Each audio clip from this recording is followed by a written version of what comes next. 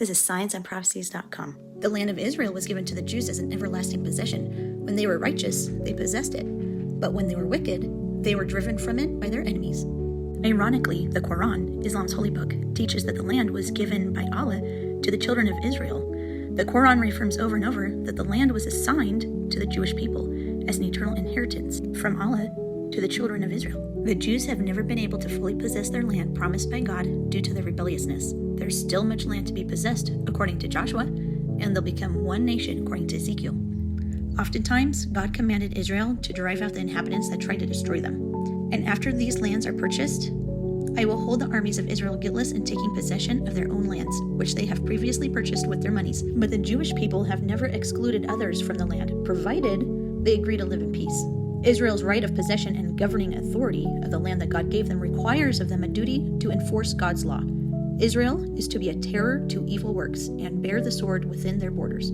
After Christ was resurrected and left the earth, the Roman Emperor Hadrian sought to erase the Jewish identity in the region and renamed Judea to Palestina. Today, there are currently 380,000 Muslims that live in Jerusalem, and they live together peacefully most of the time. The Gaza Strip, on the other hand, is anything but peaceful, ruled by the terrorist organization known as Hamas. The political and religious leaders of Gaza teach their children from a young age that Israel is their mortal enemy, a nation that is to be hated and destroyed.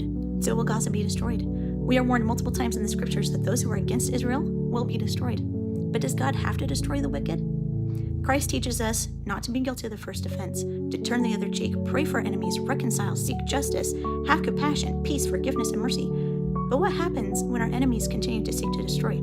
Alma chapter 46, when Captain Moroni realizes that turning the other cheek is not going to protect his family, he famously tears his cloak, raises it up right here as a title of liberty, and went to war. In the coming of the Lord, page 46, though he be God, is yet limited to law by obedience to which he became God, and he must honor the same. He cannot step beyond those limitations and set aside the law. The law must take its course, and the Lord cannot avert it. God gives us multiple opportunities to repent.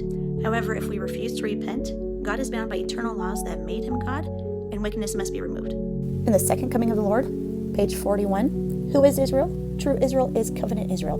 For behold, I say unto you that as many as the Gentiles as will repent are the covenant people of the Lord, and as many of the Jews, the house of Israel, as will not repent, shall be cast off. For the Lord covenanteth with none, save it be with them that repent. There's this idea that Zionism is such a terrible and awful thing because it excludes people, but that simply isn't true. Anybody can become God's people. The opposite, however, is also true. Anyone can become God's enemy, even his own people, should they do wickedly.